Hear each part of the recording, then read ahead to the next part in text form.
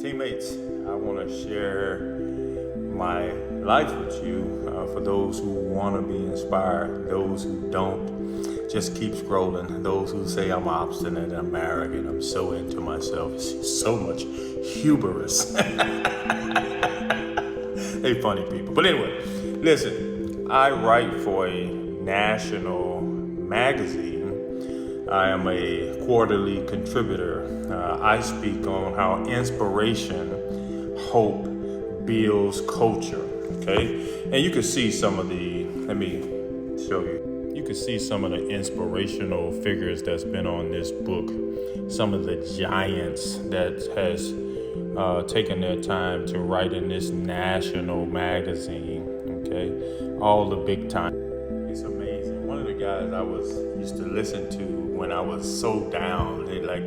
This is after all the Article 15s, being treated horribly in the unit and really having no person to look up to. So I used to listen to Les Brown. He talked about literally building your self-esteem by doing things and by, self-talk and all that kind of stuff. Wow. And so Les Brown is in this magazine. And guess what? The guy that he was speaking to, that he even knew it all these years, now is in the same magazine some 20 years later.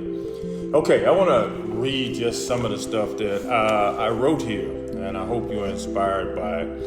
It says, inspiration builds culture. 5 keys to evaluate your readiness for growth. Okay? It says, success is not about how much money you make. It's really about the difference you make in lives of people. And I always say leadership is not about income. Leadership is about outcome.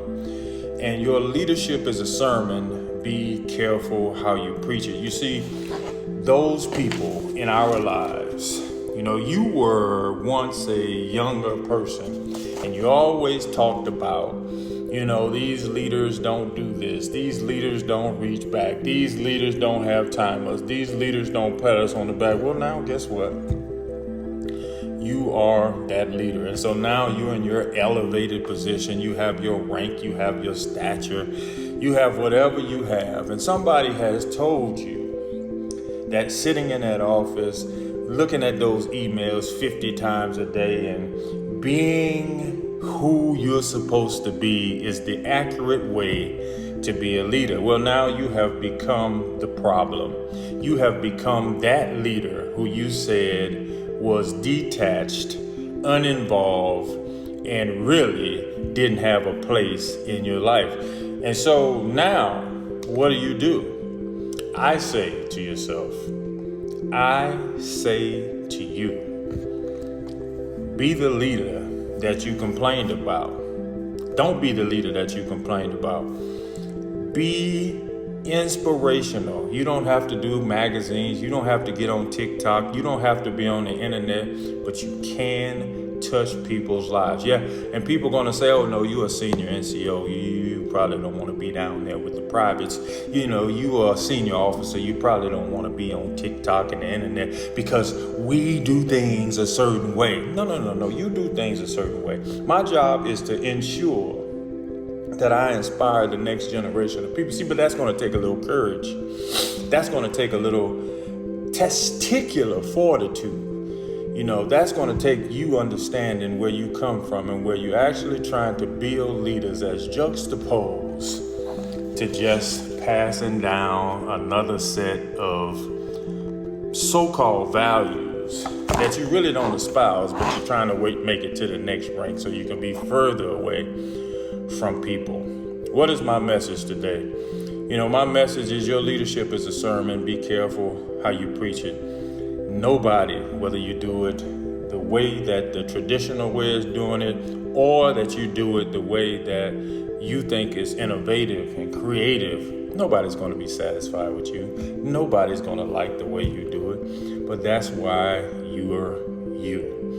The very fingerprints that you have are only yours. And so I think you should put your fingerprint on your leadership style. There's no such thing as a cookie cutter leader. Be the person that you want to be.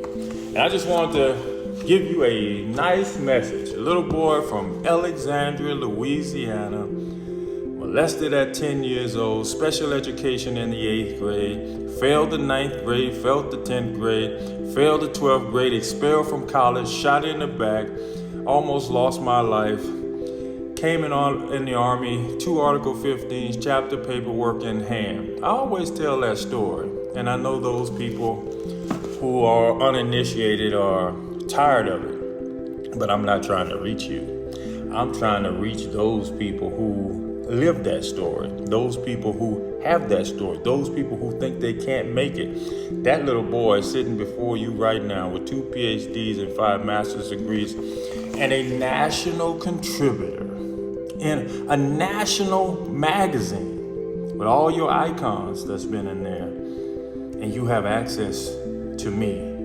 Not access to me in a arrogant way, and access to me where you can ask me for anything and I'll have a conversation with you. It's not one person that's been in my inbox that I hadn't answered them back. It's not one person that has reached out to me that I haven't reached out back. Sometimes I stay up to 1 and 2 o'clock in the morning sending text messages to people to ensure that they have contact with me.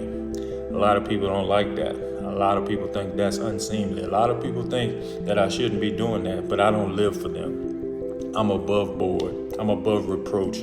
I'm not doing anything bad. I'm just making sure that I'm taking care of people. My message for you is there are going to be thousands of people in this world who don't believe in you.